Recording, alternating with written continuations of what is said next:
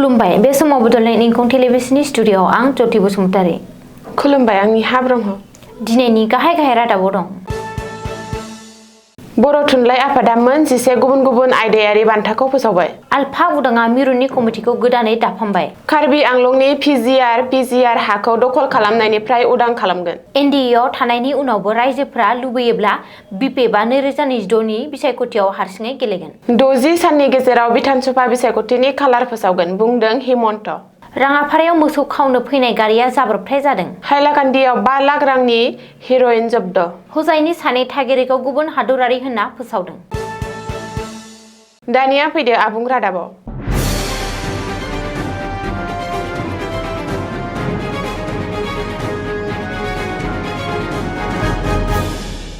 सोलिफु बोसोर 2025 मायथाइनि गासै मोन 11 गुबुन गुबुन आयदायारि बान्थाफोरखौ फोसावबाय। फोसावजानाय थुनलाइयारि, हारिमुवारि, थुलुंगायारि आरो बायदि बिथिंनि बान्था मोनगिरिफोरनि मुं फारियानो जादों: समेश्वरी बान्थाखौ मोनदों मुस्रि रमाकान्त बसुमतारी 5,000 रां। रांसार बान्थाखौ मोननो हादों मुस्रि रबिन नार्जारी 10,000 रां। सानजारां लकेश्वर ब्रह्म बान्थाखौ मोननो हादों मुस्रि देबेन्द्रनाथ ब्रह्म 10,000 रां। हाब्राखात बान्थाखौ मोननो हादों मुस्रि कनिश्वर हाज'वारी 10,000 रां। प्रबनाथ बरगयारी थुनलाइयारि बान्थाखौ मोननो हादों मुस्रिमा रिम्बा औवारी 50,000 रां। प्रमिला खाख्लारि रावस्लाय बान्थाखौ मोननो हादों मुस्रि थरेन बर' 30,000 रां। रामदास बसुमतारी सोलोंथायारि बान्थाखौ मोननो हादों मुस्रि बिन'द चन्द्र स्वर्गयारी 50,000 रां। उदांस्रिनि दावहारु जगेन्द्र कुमार बसुमतारी बान्थाखौ मोननो हादों मुस्रि नित्य बिन'द औवारी 50,000 रां। सुबुंथिनि थान्दै बिनेश्वर ब्रह्म मावरिया हावरिया बान्थाखौ मोननो हादों फरायना शिल्पा ब्रह्म 50,000 रां। मेट्रिक आनजादाव बर' बिमा राव आयदायाव बांसिन नम्बर मोननो हानाय बान्थाखौ मोननो हादों मुस्रि नयनमणि बर' 10,000 रां आरो हांमाश्री ब्रह्म फरायसा थुलुंगायारि बान्थाखौ मोननो हादों मुस्रि नमजित बसुमतारी 20,000 रां। बैफोर बान्थाखौ शुक्रबार खालि बर' थुनलाइ आफाद बिजनि बर' लावगाव खुंजानाय मावफुं आफादनि मेलाव गनायथि होनानै फोसावदों। गाहाय नेहाथारि नीलकान्त गयारिया खौरांगिरि मेल खुंनानै बान्थाखौ फोसावो। सोरखारजों होबथानानै दोनजानाय उदखारि आफाद आलफा उदाङा आफादनि मिरु कमिटिखौ गोदानै दाफामबाय। गोजाम आफादखौ सिफायनानै गोदान आफाद दाबाय परेश बरुवा दैदेननाय आलफा उदाङा। आलफा उदांनिफ्राय मोनसे प्रेस बिबुंसारनि गेजेरजों बे खौरांखौ फोसावदों। आफादजों फोसावजानाय प्रेस बिबुंसाराव फोरमायनाय बादिब्ला बावैसो जानाय थासारि आरो गासै बिथिंफोरखौ नायसंनानै आफादनि गोजौ आरो गाहाय आफादफोरखौ सिफायनानै गोदान कमिटि दाफुंनाय जादों। आलफा उदांनि गोदानै दाजानाय मिरु आफादनि आफादगिरि मासियाव दं जेनेरेल परेश असम एबा परेश बरुवा। लेङाइ आफादगिरि महरै थिसनदों मेजर जेनेरेल माइकेल असमखौ। बेबायदिनो मैत्री असमखौ गाहाय नेहाथारि, परमा असमखौ हारिमु नेहाथारि, मिल्टन असमखौ आफादारि नेहाथारि महरै थिसनथाइ होदों। बे गोदान आफादाव राङारि बिफाननि बिबानाव गोबांसा नेहाथारिफोर थिसननाय जादों। बै सोद्रोमाफोरा जादों ब्रिगेडियार मानिक असम, मेजर अभिमन्यु असम, मेजर निर्णय असम आरो लेफ्टेनेन्ट शयन असम। कर्नेल निमतिनो आइजोफोरनि जौगानायनि बिबान होनाय जादों आरो शिखा असमखौ लोगो नेहाथारि महरै थिसनदों। बेनि अनगायैबो लेफ्टेनेन्ट कर्नेल सिदाखौ आबाद आरो आश्रय जौगाखां बिफाननि नेहाथारि, कर्नेल प्रबुद्धखौ सुबुं सावस्रि आरो लेङाइ फरेन सेक्रेटारि आरो मेजर निर्णय असमनो फोसावथाय नेहाथारि महरै उफेरा बिबान होनाय जादों। गिबि मन्थ्रि डक्टर हिमन्त बिश्व शर्माया सोनाब कार्बि आंलंआव होखारनाय एबा इभिक्सन खालामनायनि सायाव होनाय बानबुंथिखौ जर'खा नोजोर होनाय जादों।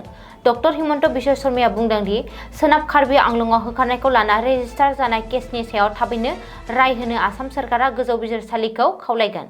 दिसपुराव गिबि मन्थ्रि डक्टर हिमन्त बिश्व शर्माया कार्बि हारिनि गोबां आफादफोरनि थान्दैफोरजों मोनसे मेलाव बाहागो लानायनि उनाव खौरां बिजोंनि सिगाङाव बे बाथ्राखौ बुङो। बबेखानि बे मामलाया बिजिरसालियाव थानायलाय सोरखारा सासपेन्ड खालामनायनि सोमोन्दै जेबो थिरांथा लानो हायाखै होननानैबो गिबि मन्थ्रिया बुंदों। केर'निनि पिजिआर हायाव थानाय सोरखारि मावख'फोरखौबो गुबुन जायगायाव लांनाय जागोन होननानै फोसावनानै गिबि मन्थ्रिया बुङो दि बै ओनसोलफोरखौ आबुङै वाल होनानै रैखाथि होनायनि राहा खालामगोन। पुलिसनि गुलियाव जिउ गोमानाय कार्बि लाइमोननि नखरनो सोरखारा 10 लाख रां खहा सुफुंनाय होगोन। मख'नो गोनांदि बे मेलाव मन्थ्रि केशव महन्त, आसाम पुलिसनि गोबां गोजौ थाखोनि मावख'गिरिफोरजों लोगोसे कार्बि आंलं गावखुंथाय गौथुमनि गाहाय मावफुं सोद्रोमा तुलिराम रंहांआबो बाहागो लादोंमोन। 2022 मायथाइनि आसाम बिधान सभा बिसायख'थिनि थाखाय गासैबो राजखान्थि दोलोफोरानो सांग्रां जादों आरो गावबा गावनि खोलोबाव गोख्रों खामानि मावगासिनो। बेबादिनो हाग्रामा महिलारि दैदेननाय BPF दोलोआ BTCनि बाहेरावबो बिथाखौ गोख्रों खालामनो सिगांदों। सुलुङाव फोरमायथिनाय बादिब्ला धेमाजि जिल्लायाव BPFआ बिथा फसंनो हाबाफारि लादों। शुक्रबारखालि मिरु BPFनि गोबांसा दैदेनगिरिफोरा सिला फोथाराव नुजाथि हैदोंमोन आरो धेमाजि जिल्लायाव दोलोनि थाखाय गोदान कमिटि दाफुंनो थांखि लानानै सिला फोथारनि नेपाल हटेलनि मिटिं हलाव दोलोनि मोनसे मेल खुंनाय जायो। मासबाद बिधानसभा बियाबनि बारग' MLA रसेश्वर ब्रह्मनि दैदेननायाव सिला फोथाराव जानाय दोलोनि मेलाव कार्तिक चन्द्र बर', गणेश मुसाहारि आरो मामनि शर्माजों लोगोसे गोबां दैदेनगिरिफोरा बाहागो लायो।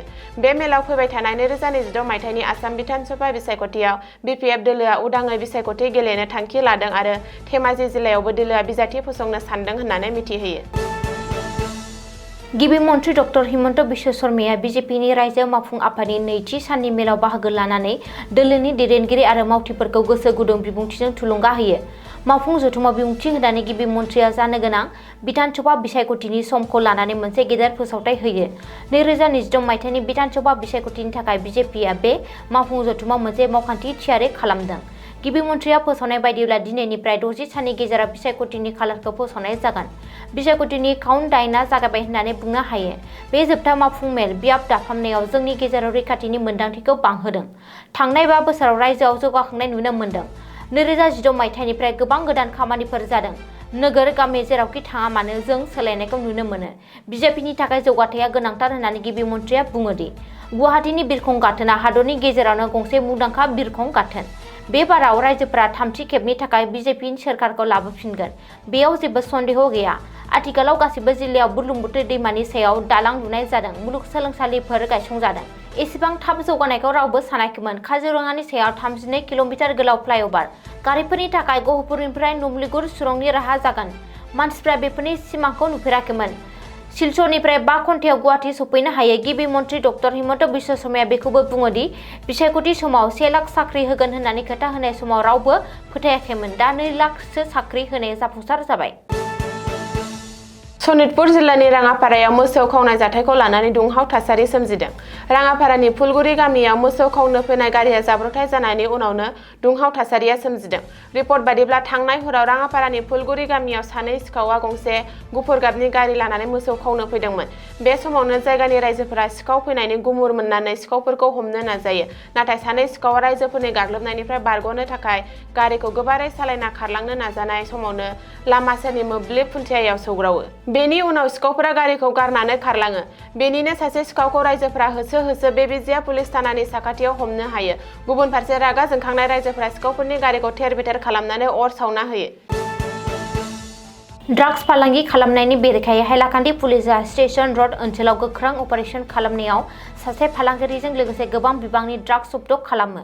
मिथिनो हानाय बायदिब्ला सिगांनि मावथांखिखौ DSP BK सयकियानि दैदेननायाव खालामनाय जादोंमोन। हमजानाय सुबुंखौ वैलिपार पार्ट 1 नि थागिरि आब्दुल हुसेन लस्कार होननानै सिनायथिदों। सिग्रोमनायाव पुलिसआ बिनिफ्राय 25.4 ग्राम हेर'इन जब्द खालामो। जब्द खालामनाय हेर'इनखौ हाथाइनि बेसेनाव 5 लाखसो जागोन होननानै मावख'गिरिफ्रा बुंदों।